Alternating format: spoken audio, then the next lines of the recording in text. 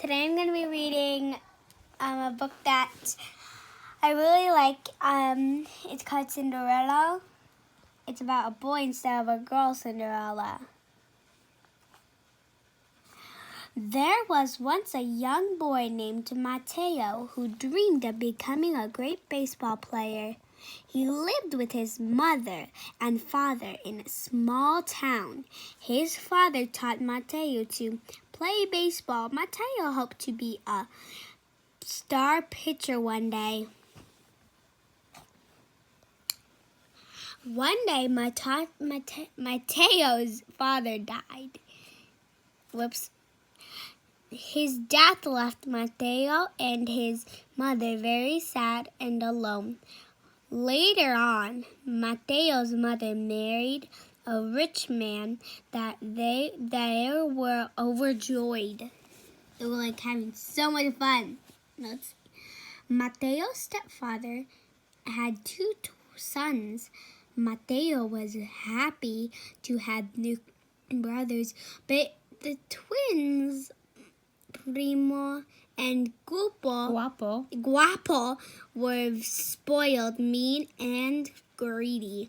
They didn't like Matteo. Matteo asked if they wanted to play baseball. We would never play baseball with a runt like you, Primo said. Actually, we never play with you at all, added Guapo. He's handsome.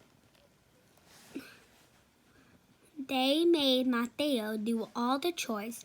Look at him work while we play, said Guapo. Just like Cinderella, add Primo. I know, let's call him Cinderello.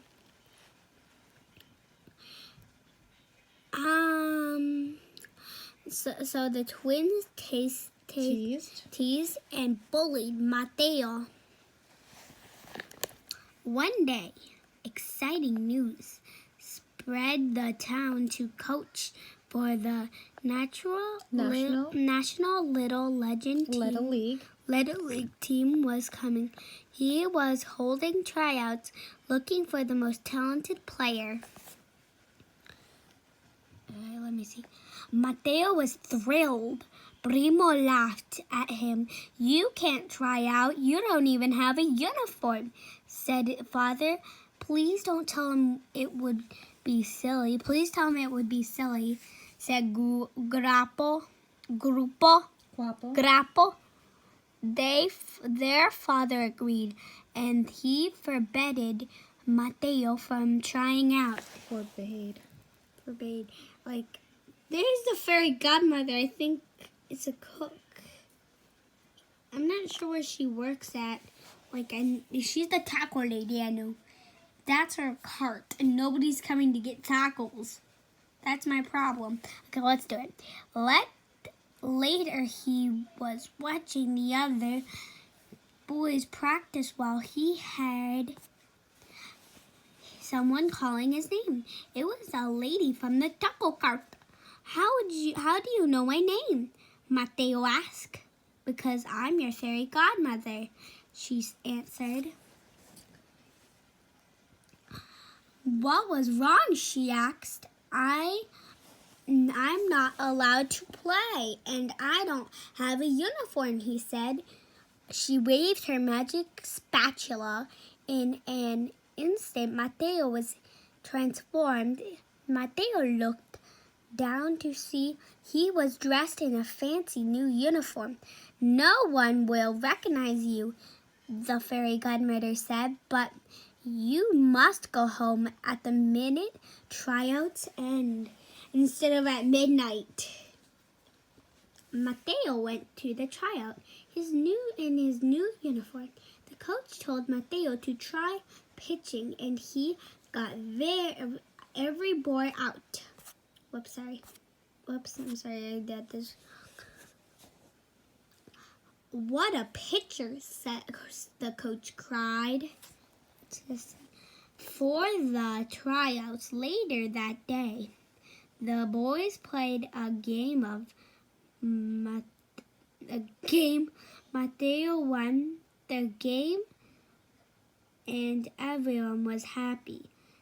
And hopefully, with such a good pitcher, their team could win the Little Ledger League World Series.